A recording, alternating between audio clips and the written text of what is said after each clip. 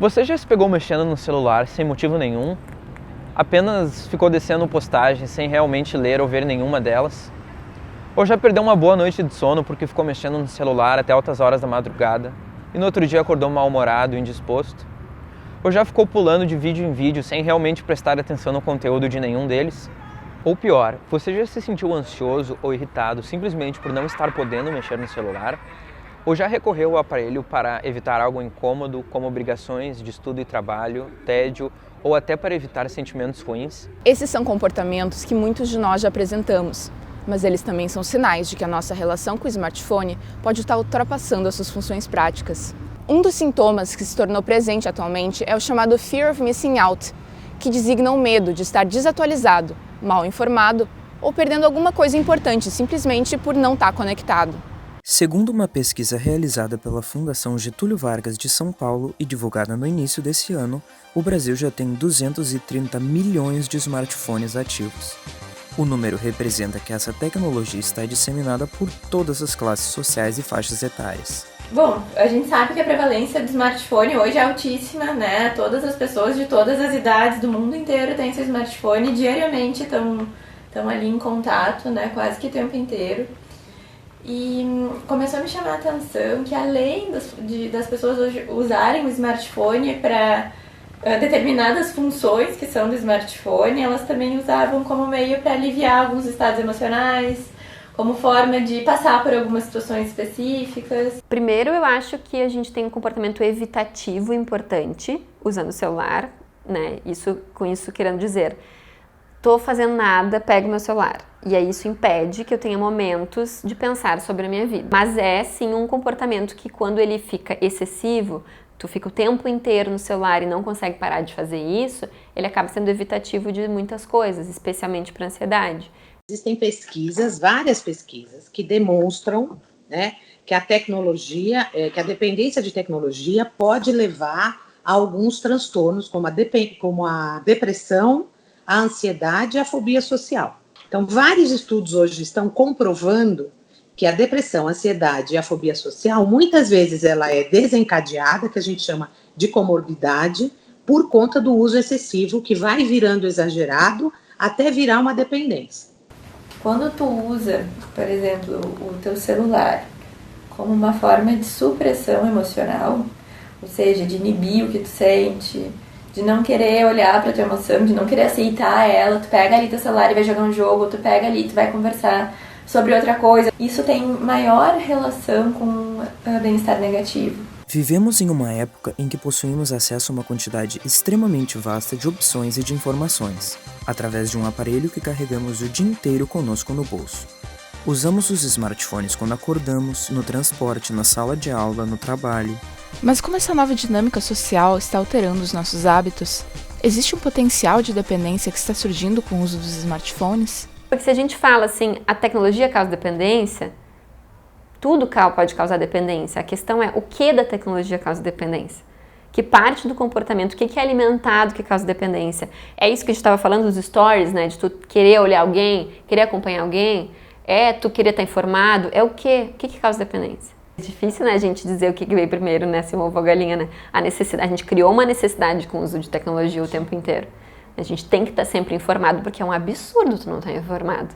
É uma coisa, assim, até vergonhosa, né? E daí a gente até pode pensar isso em termos de instrumento de exclusão social, assim, né? O quanto tu não ter acesso à informação, o quanto tu não ter determinadas informações te exclui do resto. Sempre a tecnologia vai ocupar um espaço na vida da pessoa, um espaço vazio, um espaço que está sem sentido, então ela vai para a internet, enfim, para que esse espaço seja ocupado de alguma maneira. A tecnologia faz esse papel, né? Preenche esse vazio dessa vida, digamos, ociosa, às vezes a pessoa está sem sentido, enfim, as questões são várias que levam a pessoa a ficar conectada há muito tempo. Acho que é disponibilidade, acho que é o acesso à internet o tempo inteiro, porque a internet em si é uma caixa preta, né, que tu sente que pode fazer qualquer coisa com a internet, né? Então acho que tem muito disso também, né, do quanto ela o celular e a tecnologia móvel te possibilita fazer coisas, te possibilita ter acesso à informação. Então não tem como não ser viciante, né? É reforçador. Os smartphones são incrivelmente versáteis e oferecem uma enormidade de recursos e serviços. Além disso, eles são leves, portáteis e ubíquos, ou seja, têm seus recursos disponíveis praticamente em todos os momentos e lugares. Acho que esse consumo da tecnologia de crianças e pré-adolescentes tem muito a ver com isso, né? Com distração, com brincadeira, com um youtuber que faz isso, aquilo. Aí tu vai ver o consumo dos adolescentes, é um consumo super relacional, bem intenso, muito menos produção de conteúdo, muito mais se relacionar. E aí tu vai ver adulto jovem com os dois, tanto com a relação quanto com a produção de conteúdo, e chega mais para a faixa etária acima dos 40. As pessoas também usam para o trabalho, as pessoas também usam para se relacionar. Na verdade, o vício, eu acho que reside mais na questão da informação, assim, né, das redes sociais, né, manter contato com as pessoas, né, conversar com elas o tempo inteiro. E a necessidade de, sei lá, de se atualizar, ver o que está rolando nas conversas de grupo, se alguém tem alguma novidade para te contar. Eu fico jogando. Eu gosto bastante de jogar, só que eu também gosto de, sei lá, ficar editando vídeos, ou ficar olhando minha galeria, ou ouvindo música mesmo. Essa questão da amplitude, assim, do que tu pode fazer, das possibilidades, de tu conhecer pessoas, de tu fazer contatos, de tu estar sempre com a vida, com o mundo nas tuas mãos. Por conta da minha profissão, assim, eu fico muito tempo em hotéis. Então eu percebo que, em vez de fazer coisas que eu fazia antes, tipo, eu gosto muito de atividade física e tal, eu gosto bastante de ler, como eu falei, livros, eu percebo que eu deixo de fazer isso, às vezes até meio que involuntariamente, assim, quando eu me dou conta, eu estou muito tempo com o celular na mão, muito tempo olhando redes sociais, muito tempo olhando o WhatsApp. Meus pais, eles contam o tempo que eu fico no celular e às vezes eu fico preocupada com as horas que eles dizem que eu passo no celular, são até horas, não são nem minutos, são horas. Eu já passei 10 horas no celular. Eu realmente estava me vendo muito viciado no telefone e com uma questão meio de angústia, assim, sabe? De ter que ficar mexendo no telefone. Pô, minha esposa reclama pra caramba, assim, né? Que às vezes eu tô em casa e dou mais atenção para o celular. Embora acho que ela também faça isso. É inegável que estamos imersos numa era digital e que os smartphones já são consolidados no nosso cotidiano. São aparelhos que facilitaram a nossa vida de diversas formas. Como são uma tecnologia extremamente recente na nossa história, ainda não existem estudos de longa duração a respeito do tema. Mas uma coisa é certa: quando usados em excesso, esses aparelhos podem provocar ou alimentar outros quadros clínicos, como ansiedade e depressão. A dependência tecnológica, ela não é uma categoria que está nos manuais diagnósticos do mundo, né, da área clínica. Ela ainda não foi reconhecida como um transtorno do impulso. Então, a gente fala dela, mas a única que vai entrar, por enquanto, como um transtorno é o gaming disorder, a dependência de jogos online. Vai entrar na classificação internacional de doenças, que é a CID. Algumas dicas práticas. Diminuir o uso do aparelho à noite e não deixar o celular no mesmo cômodo antes de dormir, para evitar a insônia. Desligar notificações artificiais, ou seja, aquelas que não são sinais de que outra pessoa está tentando se comunicar com você. Alertar amigos e família que você não estará disponível em períodos de estudo e trabalho. Deixar apenas os aplicativos realmente essenciais para o cotidiano, para evitar o excesso de informações. Mas os aspectos mais importantes são sempre a autorreflexão e a autorregulação. Porque as pesquisas são muito novas e a questão do uso abusivo é muito novo.